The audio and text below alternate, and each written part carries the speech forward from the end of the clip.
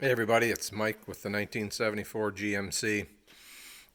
Ah, everything doesn't work right on the first try. You'll remember when I made these, I made two of these boxes, one with the inlet at the end and one with it in the back. This was for the center vents, and I made it first. It was straight. This wasn't bent up. And then I wanted to shove it on a little bit further onto this piece. So I bent that up so that it would go further. And then I decided the whole thing was too long and wasn't going to work. And so I cut this off of the plastic part. It was kind of like that on there. So I cut that off, and I did reuse this. I shortened it a bit, but I did reuse the flange. I put that on there. I will duct tape the seams to seal it up a little bit better.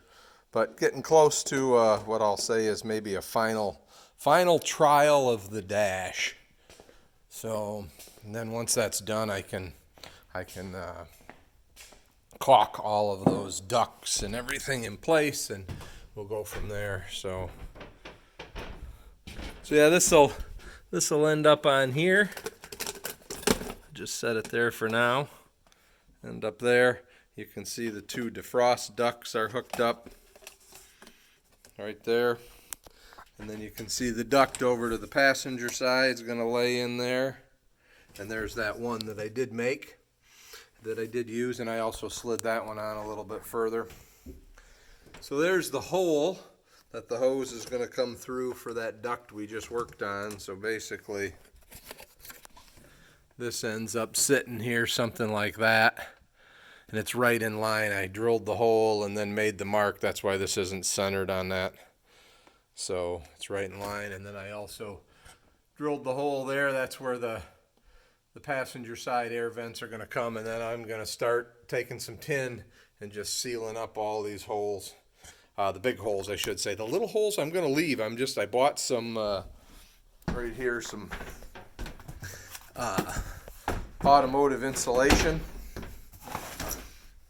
Right there, there's a little roller to help roll it on. It's an adhesive stick, rubbery stuff, and I'm planning on just sticking that over, because there's just a zillion holes. I don't know what else to do. I guess you could go along with a caulk gun and try and caulk them up, but I'm going to use that insulation, put that on, and then hopefully, actually the thing I need to do after I get this dash in for a test fit is figure out the wiring, where the wiring's going to go for this, make sure all my stuff's long enough, and I got a hole for that to come through. So I did want to figure that out, hopefully today as well. It's maybe just a pain in the butt, just a lot of together and apart, together and apart, together and apart, trying to make all this stuff work. That's always the way it is when you're retrofitting anything. There was one other thing I was going to show you. I told you about the parts that I got from that other motorhome, and I was going to show you these because I don't know if everybody knows this or not, or maybe my coach was just had already been modified and would have had these, but I also, bright light out, I also bought these. These were in that 75 coach, covering the generator and covering the propane area. They were aluminum, not wood. So I'm not entirely sure I'll use them. I'm not entirely sure I'm going to use them in their entirety, but I thought I would grab them, seeing as those coaches are probably going to be scrapped at some point coming up here. So I did grab those. I forgot to tell you about that.